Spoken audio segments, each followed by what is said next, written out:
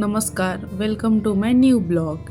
आज मु आपण मानक सहित शेयर करने को जाऊँगी गोटे new recipe using Fortune soya chunks. आपण मैंने बिलीव करें यही सोया चंक्स को यूज करी एमती सुंदर एवं टेस्टी सोया चिली आम मैंने बनई पार। तो प्रथमे सोया चंक्स को किछि समय गरम पानी रे बतुरिबा को छाड़ीदबा।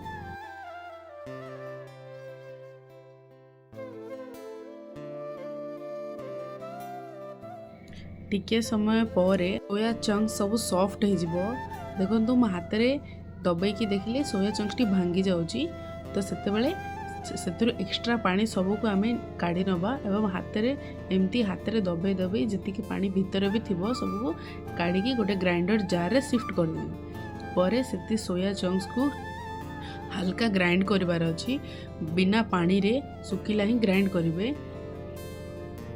टिके समय पर सोया चंक्स सब एमती खदड़ा ग्राइंड हो गला पर गोटे चॉपर रे गोटे प्याज को चॉप कर नवा एवं अदा और रसुण को भी चॉप कर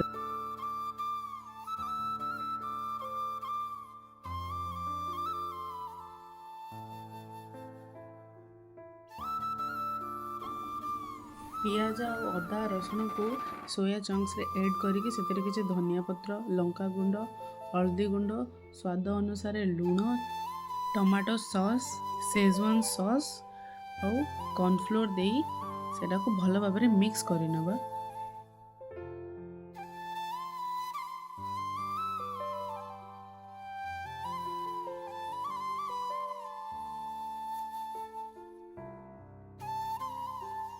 जेतेबेले सब भल से बाइंड हो बॉल्स बनैले भल से बॉल्स बनी जीव किसी crack आसबनी।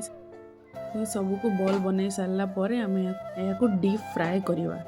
Low to medium flame रे ही डीप फ्राए करवा। हाई फ्लेम रे कले भितर कंचा रही ऊपर ब्राउन हो लो टू मीडियम फ्लेम रे ही या कुक करवा जद्वारा ऊपर पूरा क्रिस्पी भितर सॉफ्ट रहिबो।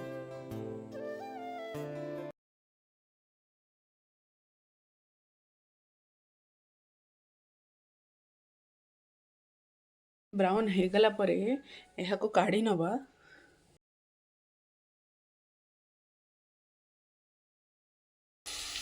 आपण साउंड रू जानि पारुथिबे बाहर केते क्रिस्पी हेची भीतर पूरा सॉफ्ट हेची। गोटिया कढ़ाई रे किछि तेल नहीं जिबा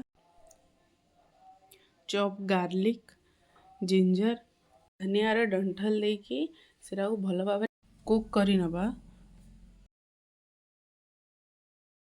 शिमला मिर्च और प्याज को क्यूब शेप रे काटी नबा जेमती चिली रे यूज हुए।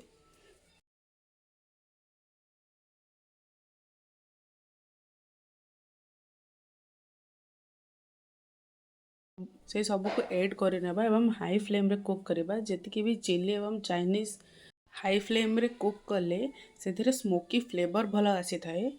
गोटे सॉस प्रिपेयर करदेबा जेतिरे chilli sauce tomato sauce hot and chilli sauce soya sauce Szechuan sauce को हमें से मिक्स कर नवा। सॉस को मतलब किसी समय कुक करवा। सॉस कुक हो गला पर से सोया बॉल्स को देदबा एवं भल भाव में मिक्स कर नवा।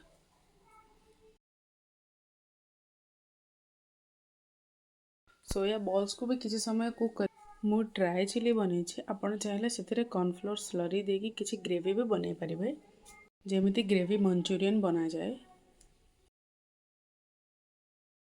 लास्ट रे धनिया पतर रे गार्निशिंग करने रेडी हो गला आम सोया बॉल्स चिली। निश्चित ट्राए करेंगे एवं कमेंट रे जणेबे रेसिपीटी केमती लागिला। छोट ठारू बड़ समस्त को बहुत पसंद आसीबो। निश्चित ट्राए करेंगे। रहुची नमस्कार।